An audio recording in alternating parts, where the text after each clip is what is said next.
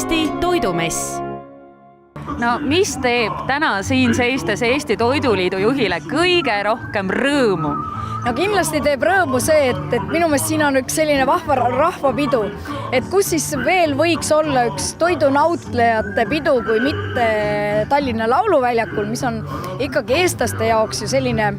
teatud mõttes ikkagi peaaegu nagu püha koht, et siin on kõige tähtsamad üritused võikski siin olla. Meil ei ole Eestis tegelikult nii suurt üritust, kus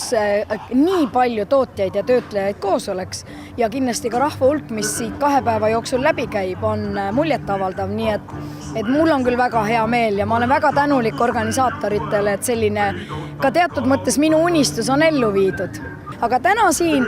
saad proovida, saad kuulata ka teatud mõttes seda lugu, mis toodetega koos käib, et meie esitleme siin enda telgis ka Eesti parimaid toiduaineid ja ma pean tõesti tunnistama, et inimeste huvi on väga suur ja nad hea meelega kuulavad ka sellist lühikest toote tutvustust, mitte ainult ei proovi. Ja meie telk, kui te olete tähele pannud, ei ole mitte kunagi tühi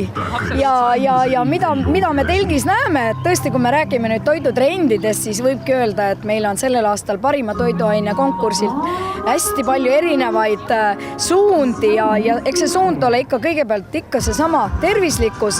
aga ka tervislikkuse suund võtab teisi jooni kui tavapärane, ma ei tea, suhkru ja soolasisalduse vähendamine toodetes. See on juba niivõrd tavaline, et sellest me isegi väga palju ei pea enam rääkima. Kui me eelistame eestimaiseid tooteid, eestimaiste ja Eesti ettevõtete tooteid, siis me ei tohi kunagi unustada seda,